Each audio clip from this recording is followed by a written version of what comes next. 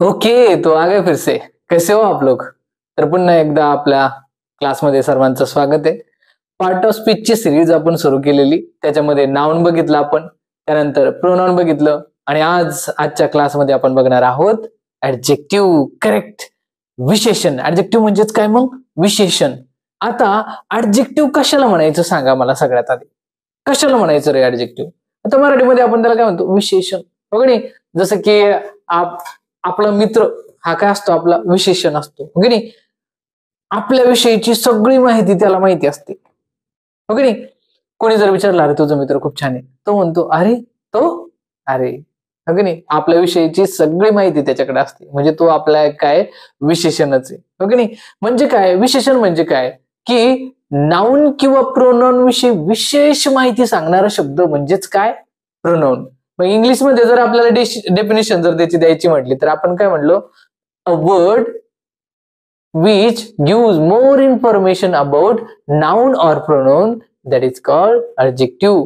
नावा किंवा सर्वनामाविषयी विशेष माहिती सांगणारा शब्द म्हणजेच काय? ऍडजेक्टिव्ह. जसं की मी एक सेंटेन्स म्हटलं काय? She is clever girl. She is clever girl असं जर मी म्हटलं तर मग बघा, शी हा काय झाला? प्रोनाउन झाला. त्यानंतर गर्ल हा काय झाला? नाउन झाला. ती एक मुलगी आहे, म्हणजे साधारण मुलगी. ओके नाही? पण आपण जर म्हटलो की शी इज क्लेवर गर्ल, कशी मुलगी आहे ती? तर हुशार मुलगी. कशी मुलगी? हुशार मुलगी. मग क्लेवर आपला काय होतोय की त्या नाउन विषयी विशेष माहिती देतोय. ती मुलगी कशी? जसं की आपण काय म्हणलो, एखादी मुलगी रस्त्याने चालली, आपण नाही बघणार नाही का, पण आपण म्हणलो की she is a beautiful girl. कशी मुलगी ती? ब्युटिफुल. ब्युटिफुल. ब्युटिफुल हा काय झाला? Adjective. She is a beautiful girl. Beautiful is giving more information about the girl. Right? म्हणजे ब्युटिफुल हा जो ऍडजेक्टिव्ह आहे, म्हणजे हा जो वर्ड आहे, तो काय करतोय? त्या गर्ल विषयी आणखी विशेष माहिती देतोय. ती कशी मुलगी आहे. हो की नाही?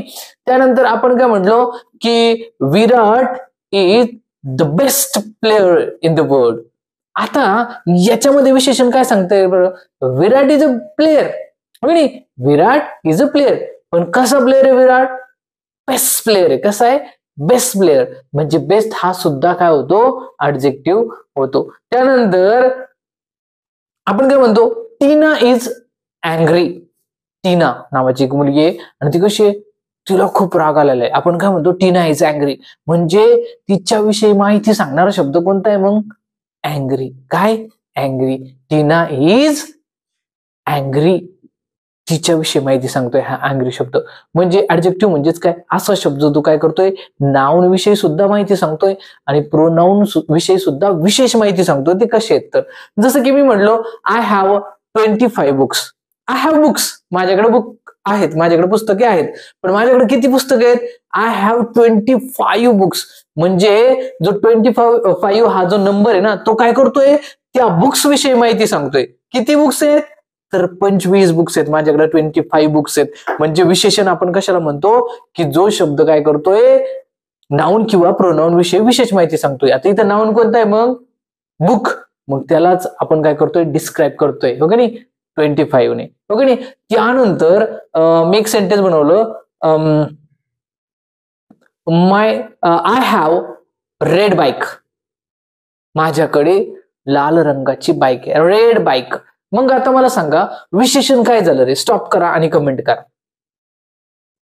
येस, खूप साऱ्या मुलांनी उत्तर दिलंय की रेड हा काय झाला? ऍडजेक्टिव्ह झाला. हो की नाही? रेड हा वर्ड काय करतोय?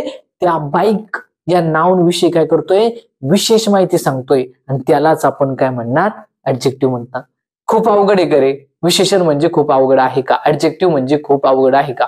पुन्हा एकदा आपण डेफिनेशन कडे जाऊया. आपण डेफिनेशन मध्ये काय म्हटलो? की a word which gives more information about noun or pronoun. असा शब्द जो काय करतोय? नाउन विषयी किंवा प्रोनाउन विषयी विशेष माहिती सांगतोय, त्या शब्दाला आपण काय म्हणणार? ऍडजेक्टिव्ह असं म्हणणार. आता मी जर म्हटलं की मी एक सेंटेन्स राईट केलं, the parrot is green.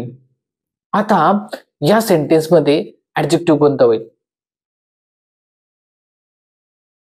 Yes, green हा काय होईल, ऍडजेक्टिव्ह होईल. म्हणजे जे जे शब्द काय दाखवतात, क्वालिटी दाखवतात ना, जे जे शब्द काय दाखवतात, क्वालिटी दाखवतात, त्या शब्दांना आपण काय म्हणतो, ऍडजेक्टिव्ह असं म्हणतो.